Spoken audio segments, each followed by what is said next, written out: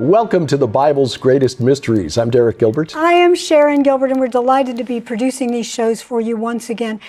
The Bible's Greatest Mysteries was one of my favorite shows. Sci-Friday is the other favorite show. I loved Unraveling Revelation, but Sci-Friday and Bible's Greatest, we were able to go in all sorts of directions. Every week was different and so much fun. Yep. By the way, if you have been someone who's followed Unraveling Revelation, we finally wrapped it up with episode 300. 300 episodes to get all the way through Revelation. And well, the whole Bible, essentially. yeah, you've got to start in Genesis if you really want to understand Revelation. That is one of the things you'll find at the archives, the complete archives, on our mobile app, which you can also download for your smart TV. Go to gilberthouse.org/app. I don't think I gave the address last time when we talked about it last week. gilberthouse.org/app. You'll find links there to the app stores for the mobile devices, iOS, Android, Amazon, Kindle Fire, or smart TVs, Roku, Amazon Fire TV, Apple TV, Google TV, Android TV. Got links for all of those, gilberthouse.org/app. You can find all of our archives on the Bible's Greatest Mysteries, the Unraveling Revelation series, Sci-Friday, and our podcast going all the way back to 2005. Good old Sci-Friday. By the way, you probably noticed the GHTV mugs. Well, we've also got Armored Sheep mugs. Sharon's podcast. Do we have Iron and Myth mugs? We don't yet, but we do have the Iron and Myth t-shirts. That's the series of roundtable discussions with my good friends Brian Godawa, Dr. Judd Burton, Doug Van Dorn.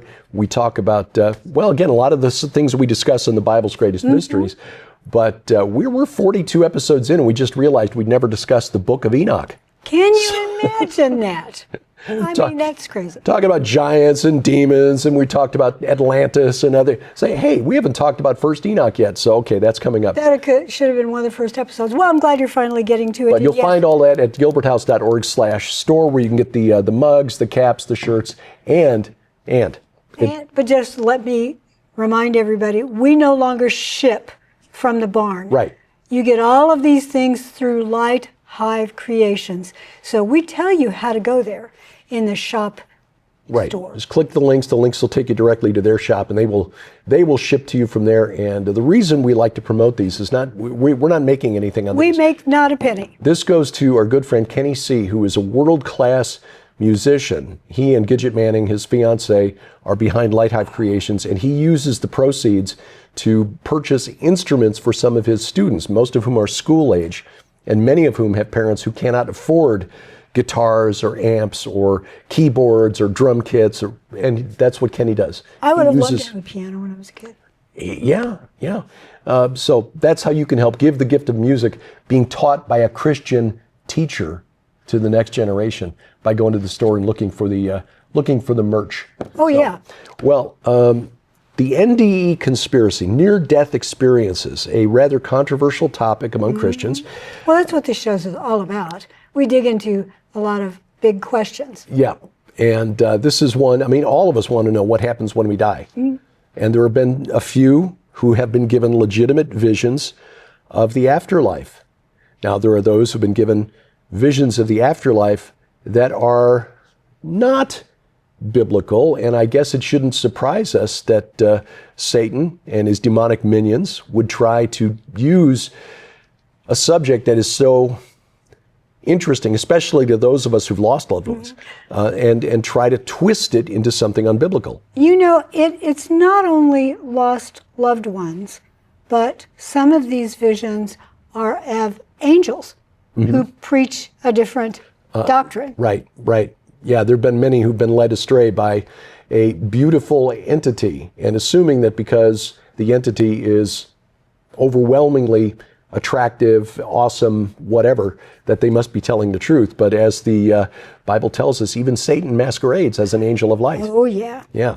Well, as we continue with our assignment from the late Tom Horn, he gave us a list, and this is toward the top. Yeah. I want you to talk about near-death experiences. Right.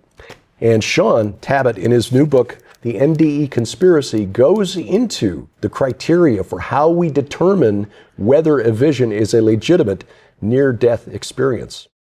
There are other types of experiences. You describe in your book the NDE Conspiracy, the shared death experience. What's the difference between an SDE and an NDE? So an NDE, near-death experience, is traditionally when somebody is sick, at or near death, or dies. They'll have an experience where their spirit leaves their body and transitions, crosses the veil to the other side. Some people are clinically dead, some aren't. How that works for the person who's not exactly clinically dead to have their spirit leave their body, I don't quite know. I'd like to say it's a question I'll ask God when I get to heaven, but everybody tells me that when you're in heaven, you're so enamored by being in the presence of God, you don't care about the questions anymore. So we'll see where if I'm able to ask those questions. But in terms of shared death experiences, that is a circumstance where what the experiencer is experiencing is somehow observable by a third party, so to speak. So Raymond Moody, in one of his recent books, he's kind of the granddaddy of the near-death experience space. He coined the phrase near-death experiences back in the day. He really thinks that the next frontier of NDE research is these shared death experiences. And so in his book, he puts 7 things under that banner. I look like it more for 2 or 3 things to fit under that banner. And those can be things like where somebody is having a deathbed experience. We see this in movies. Many of us have just experienced this in our own life where a loved one is near death and they'll start talking to people in the room or looking up or raising their hands, or they're seeing things. Sometimes it's Jesus or angels, sometimes it's a loved one who seems to have come back to be with them as they transition to the other side. So that's a way that, we're kind of seeing what they're doing and experiencing it from the outside. You also have circumstances where when a person is geographically distant from somebody, but you're also experiencing what they're going through to some degree or seeing what they're going through. Mm-hmm. I share in the book, I have a good friend, Heidi Barr. She's also a near-death experiencer. Her horse fell across her chest when she was 16, and that's how she died. But many years later, when her mom was in hospice care and was dying, she wasn't able to be with her, but she's sleeping when her mom's dying, and she has a dream of her mom getting on the train to heaven. So sometimes a dream like that could be considered a shared death experience. Or people talk about they'll have a loved one just kind of appear in their room and to say goodbye, so to speak. Now, whether that's a dream or an open vision, you'll have to judge based on what they share. That would fall under that banner. And then one of the ones many of us have heard a lot if we've gone into a lot of these NDE experiences is the person who's out of their body when they are in the operating room or in the ER and whatnot, where they're able to, when they come back in their body, talk about what the surgeon was doing and the tools they were using, what was happening in the ER, what their friends and family were talking about in the waiting room while they were waiting to find out how their loved ones were doing. And so just circumstances where it's kind of verifiable by a third party outside of the person having the experience. Yeah, and I think, where Moody sees that as a future, it's for people who want to definitively answer, does consciousness continue?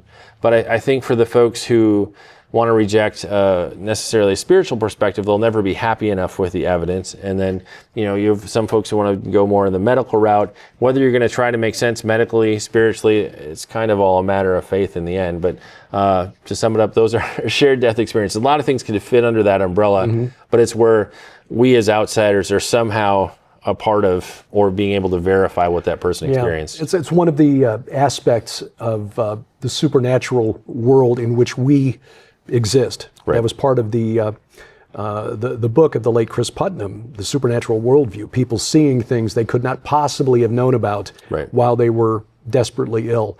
A shoe on a ledge in the hospital 2 floors above the room where they were, that kind of thing. The biblical evidence, what is there in the Bible for near-death experiences? Is there any? And if so, what is it? God did not cause the biblical writers to use the phrase near-death experience, unfortunately. Yeah. But the great thing is the Bible is our guide for what do we do, how do we make sense of heaven, hell, and the afterlife. So that's really our criteria that we weigh things against. I think my favorite is probably the Apostle Paul, who in 2 Corinthians talks about, I knew a guy who went to the third heaven. As to why Paul didn't say it was him necessarily. He may have been prohibited from saying. I've had many friends talk about how God told them, like, you can't share all of these things, or I'll let you know when you're able to share. I think not unlike today, there's maybe a hesitancy, because if you come out as a near-death experiencer, people might think you're a little off or crazy, and it could impact your business or your ministry or your message. But a lot of the language Paul uses about things that are unspeakable and that sort of thing is very much the language of a near-death experiencer, where they say our colors that we have don't quite match the colors in heaven. I think my favorite was from my friend Gabe Perot, who had an NDE and was in a coma after a skateboarding accident. He says Earth is like the Walmart version of heaven. Like things are a little bit cheap here. Yeah, I've heard the phrase used that things there are more real than real. Yeah, and when people are untethered from their bodies, like they talk about how they feel better than they've ever felt, their senses are off the charts, and they just experience everything at this whole crazy new level. What kind of consistent experiences are there described by people who've had legitimate NDEs? I mean, are there criteria that you use to determine the difference between an NDE and somebody who just had a vivid dream? Yeah, I mean, we do distinguish between NDEs and spiritual transformative experiences, STEs. Okay. And so the reason we include that qualification, and I certainly didn't coin the STE idea, you have people who are experiencing kind of a dark night of the soul, and they're just in a dark and a depressed place, where sometimes they will have what is the equivalent of a near-death experience, but they weren't like sick, they weren't near death or dying or dead, and they may have some of the same beats of a near-death experience, or like all of them, but they're not sick or dead. And so it's, some of the things can be the same, but it's just good to clarify what exactly we're talking about. But in terms of a typical near-death experience, and I have a 9-point framework in the book that kind of lays out sort of the structure of what an NDE should look like or could look like. You don't see that as much on the Christian side of the conversation. A lot of the more secular books have various frameworks just trying to break it down into stages. But a few things that are pretty typical, obviously, you're going to have some kind of a catastrophic something that cause you to die or be sick. Usually you're in an ambulance or a hospital or a surgical room, something that causes your soul to leave the body. People will typically have some kind of an out-of-body experience. These are always kind of fascinating, because some people have very brief out-of-body experiences and they just start rising towards the ceiling or into the sky. Other people are given a significant amount of time to interact with their environment, which some people are able to like travel in the spirit sort of during their out-of-body experience and go to other locations. Why some people it's short and some people it's long, I don't understand that. In terms of when people are drawn up, typically towards the ceiling or the sky, they'll go towards some kind of a light or a tunnel, and that seems to indicate they're crossing that threshold into the afterlife. I would say likely into the second heaven. In that kind of interim space, they'll typically have a life review, where they will have a review of kind of an accounting for what they did in life. Interestingly enough, people will talk about that. If I had wronged you at some point and I was having my life review, in my life review, I would be able to experience what you felt by how I wronged you or hurt you. But then people who've come back will talk about how they also could see that Jesus was with them in all of those hard moments, and that his blood was sufficient to basically cover all of those sins. Like they'll come up back saying, I can't even remember the scope of what he covered. They just know it was covered and that it was forgiven. In terms of going into hell or maybe even into heaven, like we talked about in Brian Melvin's case, they went through some kind of a doorway or a gateway to get it down into hell. I've had people talk about when they get into that interim space initially, they'll see, like Randy K saw angels and demons warring over him. My friend Jim Woodford talks about when he looked one direction, it was lush and green and beautiful. The other was kind of stark and brown and dry. And there was a demonic, monstrous being that came out of this pit and converses with him. Getting past that, in terms of a normal heaven experience, there's usually some kind of a gate or a threshold with people welcoming you. And then past that, people, they might encounter Jesus or the Father or the Holy Spirit. Angels usually show up. There's can be people talking about vast landscapes in heaven, buildings, people doing stuff, like almost seemingly going about normal life. Multiple people have talked about seeing like a nursery in heaven where all the lost babies and children go, and seeing parents being reunited with them in heaven. Hell experiences, typically it looks like jail or prison cells where people are being put like that. That comes up both with near-death experiencers, and then there's a whole range of people who have had what seems like more prophetic encounters of hell because they just had these visions.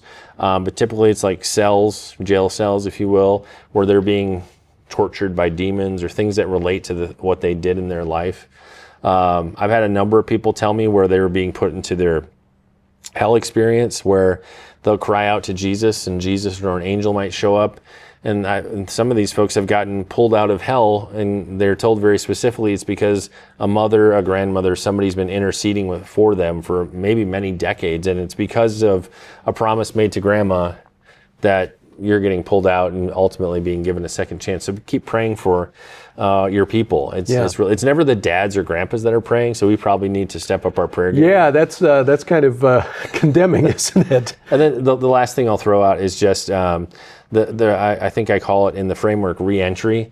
Some people, when their spirit returns to their body, they're like, and then I woke up.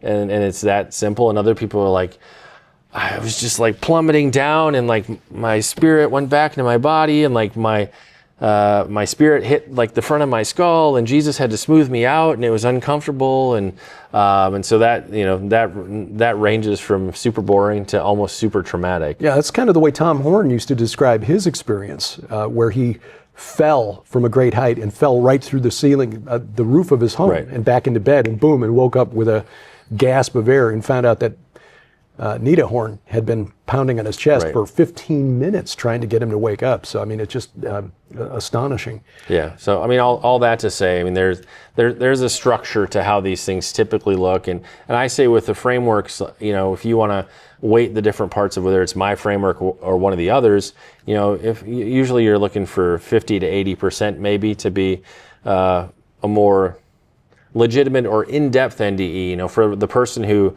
they might only have a few things. I'm not saying it isn't necessarily a legitimate near-death experience of some kind, but in terms of if you're trying to contrast them with ones that are maybe more trustworthy or less trustworthy, the more of those things that you're expecting to see there, the better. The 9-point list that Shaun had developed, including the re-entry into the body, and as I mentioned to Shaun, that really struck me as similar to Tom Horn's experience. Yes, when he said he could feel himself coming through the roof. Yeah. And it closed around him. Right, and re-entering his body, and then with a great gasp of air. And if you've not seen, you can still find the videos available online of Tom describing this near-death experience where as a very young pastor, they were still in Arizona, living out in the country, didn't have a phone, no way to get anybody help. And he had been basically dead for almost 15 minutes with Nita Horn pounding on his chest to try to get him to come back. And some of what Tom received during that visitation, during that vision, didn't come back to him until later. And part of that was the vision that Pope Benedict would resign. Yeah, I know. That was shocked the world, and they all said, no, it never happened. And when it did happen, they said, well, you got the date wrong. Actually, he did not. Yeah. And so the world beat a path to his door after that. But Tom was very wise in how he interpreted it. He said, the Lord let me see these things and then caused me to forget until it was time to share them. Of course, the other one was the wormwood, the vision of wormwood, asteroid Apophis, perhaps. We'll see. 2029 is coming, and it was something that Tom said that made a lot of sense. If the Lord had allowed him to see all of that and retain all of it as a young man, he would have aimed his life for that, and being human would have bungled it. Oh, yes. If the Lord had, for instance, had shown us that we were going to be sitting at this desk recording a program that would be a television show, we'd have tried to aim toward it, but we actually did not. What started us on this whole road was writing a book for an online contest. Yes, exactly. And from there, we ended up getting a publisher that didn't turn out to be a long-term publisher, but that got us into podcasting because the publisher said, you need a TV show. Well, this publisher lived in LA, and we was like, we live in St. Louis. That's not happening. We don't have any money. Yeah. So podcasting. Yeah, and that was back in 2005 where podcasting, YouTube was still a fairly new thing, and the equipment to do video like we're doing right now was not as easily available or as affordable as it is now. It was crazy difficult, but So- the Lord used many of those steps like that you would never have guessed that it was going to lead to where we are this moment. That's right. Well, again, discernment is sort of a key theme in what Shaun has found in his investigations of near-death experiences, because, again, the enemy will try to use them to convince us of things that are not real, that when you go to heaven, that, everybody is there. And in fact, we didn't talk about this last week, but the experience of Brian Melvin, who has been a guest on my podcast a couple of times now, talking about his experience, what convinced him that his vision was not legitimate, because he thought, he had died, he drank some cholera-infected water on a construction site, and saw what looked like his home, and family members who he had not seen in a long time because they passed on. But then he saw his mother, and he knew, wait a minute, my mom's not dead yet. Oh. And so there was a tell. There was something there that wasn't right. And that's when the mask came off and an entity kind of appeared to rip a hole in reality and dragged him down to another place that was, Oh my gosh. yeah, was very unpleasant. He had a vision of hell instead of heaven. But again, the key to seeing this as legitimate is that it transformed Brian's life, where he is now proclaiming the gospel of Jesus Christ. It's interesting, too, that a lot in that 9-point list, as with Tom Horn, you hear over and over again, it was like more real than real. Yeah. The colors were more colorful than colors. Yeah, as Shaun put it, one person he interviewed described our reality as like the Walmart version of what he experienced when he was in the other realm, when he was seeing heaven. I love that so much. Well, having got my cataracts off, we mentioned this last week, that I can't wear makeup on my eyes yet, but I will eventually, maybe. But got them off, and I got to tell you, those of you who have had cataracts removed, you understand that suddenly it's like, I think I had like a yellow filter over everything, yeah. like a dirty yellow filter, in addition to the fact that my eyes needed to be corrected with prescription glasses, which is no longer true. The implants, I've got implants. I've got panopticon. Oh, yeah, They're called panoptics because it lets you see at every distance. And they corrected my astigmatism, too, in these implants. So I don't need glasses anymore to see at all. But I now see it's because the yellow filter is gone, it's pinks are pinker, reds are more red, blues are more blue. All of that yellow filter, put on yellow filtered glasses sometime and see how everything looks. Or just put it on, go into your photo app and have things look more yellow. It's entirely different. So I can only imagine when we are in heaven with the Lord. Yeah. Again, whoa, didn't know how beautiful the world could be. Yeah. Well, that is what we have to look forward to. And again, that's one of the things Shaun says is a blessing from the legitimate visions of heaven given to these people who've had near-death experiences.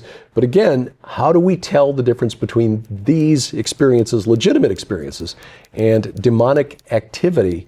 We talk about that with Shaun Tabatt when our conversation continues straight ahead. You were born on a battlefield. Now, see where this long war began and where it ends. Israel. Join Derek and Sharon Gilbert in the Holy Land this October, where you'll see things like this. Jerusalem. Israel's Stonehenge, Gilgal Rephaim, the Temple Mount, Joshua's altar, Shiloh and the red heifers, and the gates of hell. Join Derek and Sharon Gilbert in Israel October 19th through 30th, 2025. This is not the typical tour of Israel. For information and to reserve your place on the 2025 Gilbert House Tour of Israel, please log on to gilberthouse.org/travel. That's gilberthouse.org/travel.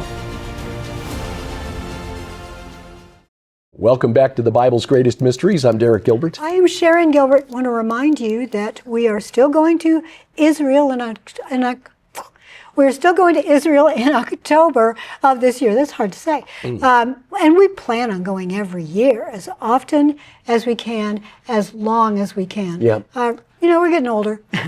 And maybe the terrain seems a little more taxing to us, but but we are still going to go. So if you have signed up, thank you very much.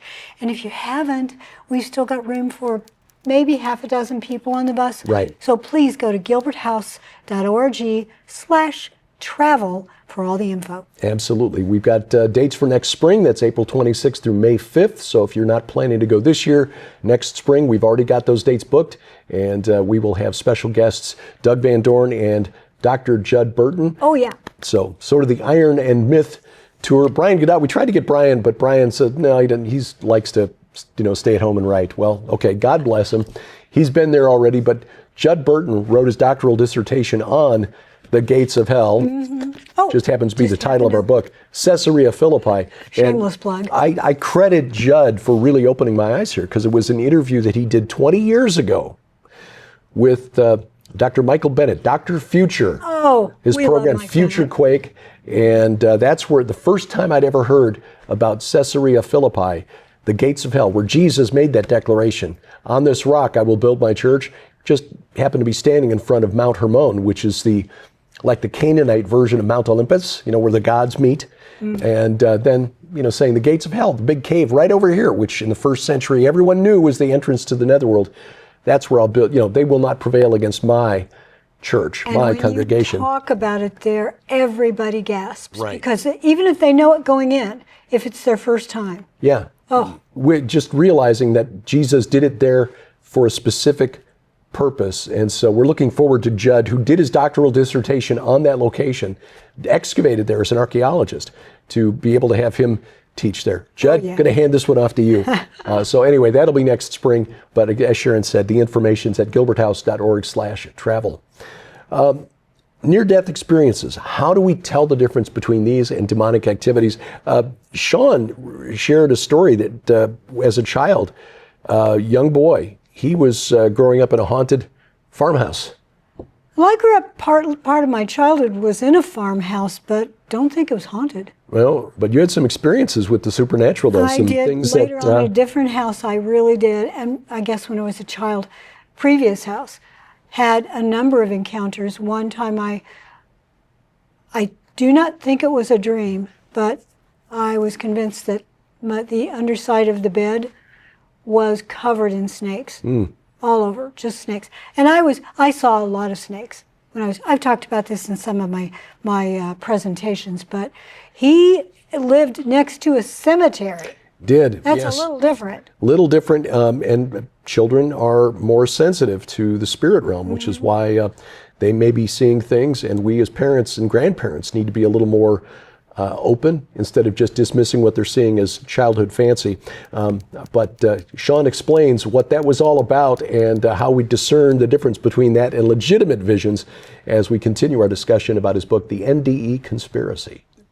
Again, these experiences, it seems that given the wide range of changes described by people who return from these, some very much on fire for Jesus Christ, others who are very much universalist and almost espousing sort of an Eastern, we're now one with the collective and it's all love. And so it seems that demons or some spirit in that realm will try to hijack these experiences and divert them. In your book, The NDE Conspiracy, you go into some of the characteristics of demonic activity. How do people recognize those? What are they? Yeah, it is interesting. I share in the opening part of the book how I grew up pre-elementary in a haunted farmhouse. We lived in a little town in Minnesota. Ironically, our farm was right next to the one graveyard in the town.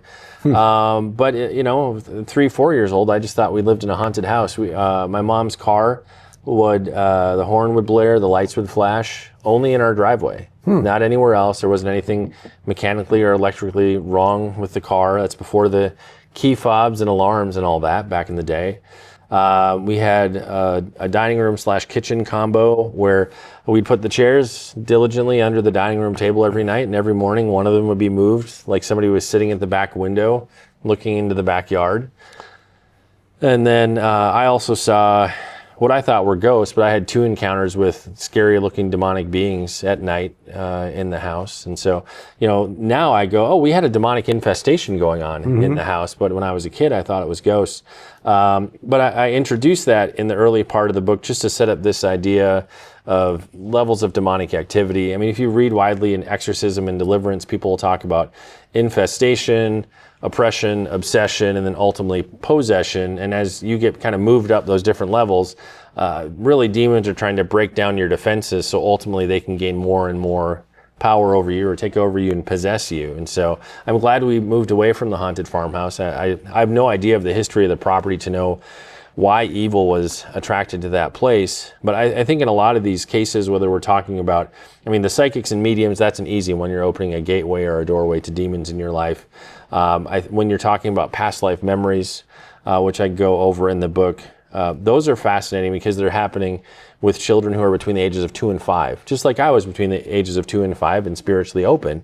And my argument is in the case of the past life memories, even though they're legitimate memories of real people, and people want that to be like, look, that proves reincarnation. Yeah. I think in those cases, it's familiar spirits masquerading as what our real using memories. someone else's memories Right. and saying, okay, these are yours. And I think the catch there is really it's just they want to push it as a proof for reincarnation. Now, why those people suddenly find themselves a few rungs up the demonic activity ladder, I have no clue. You would need to look into their family line. Are there curses? Was there a great evil? Where did they live? Interestingly enough, a lot of the formally researched past life memory experiences are coming out of countries outside of the West, places where reincarnation is seen as a viable afterlife destination. And I would push back. One, as a Christian, I don't believe reincarnation is a viable option. Yeah. But if let's say it was, then my expectation is everybody should have these past life memories, because Right. the claim is you keep living a few more lives so you finally get it right that last time.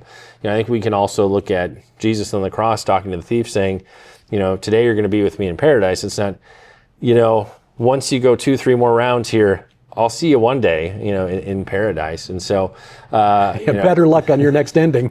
pretty much. So again, anything that falls into the consciousness space is attached itself to near-death experiences. And I it's not wrong or bad to be interested in or read about these past life memories, but I think it's, in the broader cultural conversation, people want to say, well, look, reincarnation is a real thing. But I think it's demons at work trying to deceive people, trying to lead them, again, as we've talked about, to anything and everything but Jesus.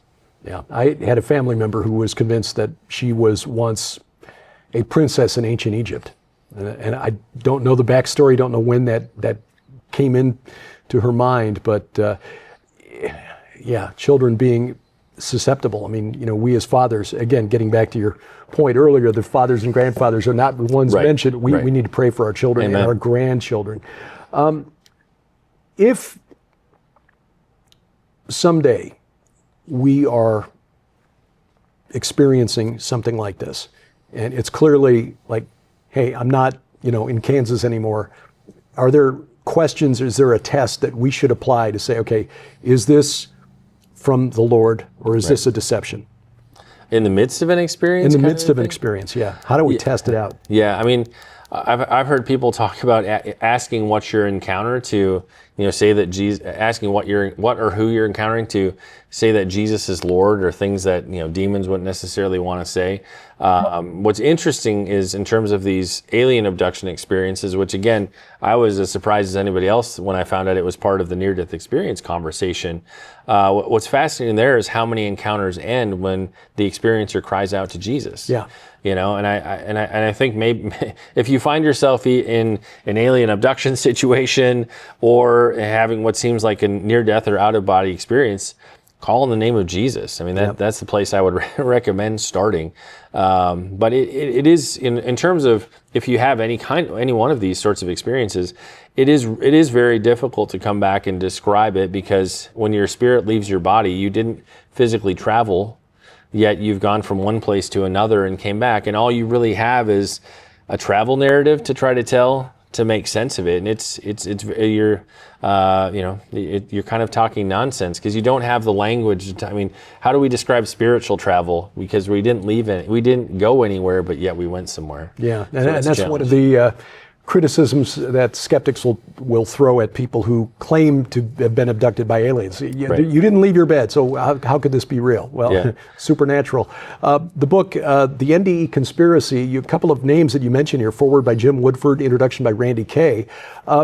What is the one thing that you, and I imagine Jim and Randy also, would hope that people take away from the book?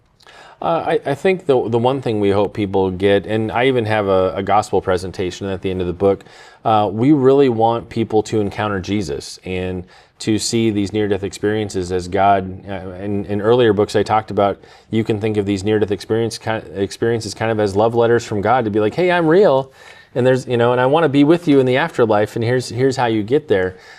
Sadly, what I've seen in many books and some of the documentaries we've seen by well-meaning people, they stop short of presenting the gospel. They stop short of presenting Jesus as the only way to get to heaven. I've even had friends who've been a part of some of these major well-funded documentaries that have been popular, where all of their Jesus content gets edited out, where they just want to be able to talk about the afterlife is real, consciousness continues. But again, because they want to also appeal to a secular audience, they're kind of afraid to be overtly Christian, which is unfortunate. So my big thing with this book and any other work I do in this space is I really want to show you how it points to Jesus. I hope this can be kind of a desk reference. Like if you love hearing about these sorts of encounters and you read books in this space and watch lots of interviews in this space, the last chapter I kind of review and summarize everything from the book as kind of a quick reference for, okay, I just listened to this encounter. How does this match up with Scripture? How does this match up with historic Orthodox Christian teaching? How does this match up in Shaun's framework, where you can kind of score it and go, is this good? Is this bad? And a lot of these kind of those light encounters, they are popular books and they're popular interviews, and people will base a lot of their afterlife theology on that, sometimes more so than what they read in Scripture. And so, being equipped as believers to respond in grace, but respond in love and with, real information to folks that are attracted to those kind of deceptive NDEs, it's important. And I don't think this is a conversation that's going away.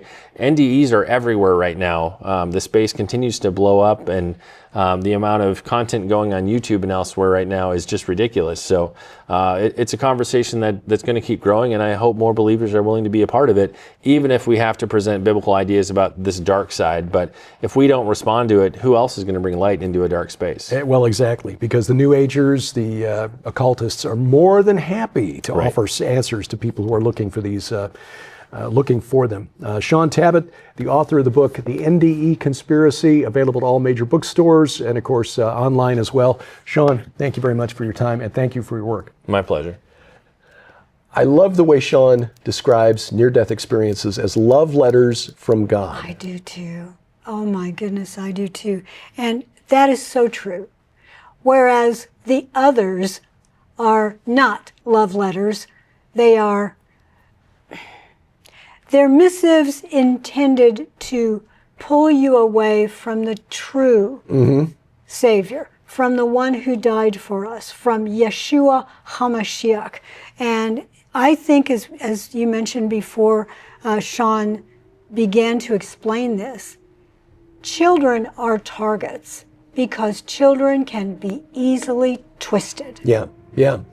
It is something that, again, we need to be more open to as Christians. I think most of us have especially in the West, we've not been trained to interpret spiritual experiences, supernatural experiences through a biblical lens. Instead, we just kind of keep them at arm's length. Nope, that's not real.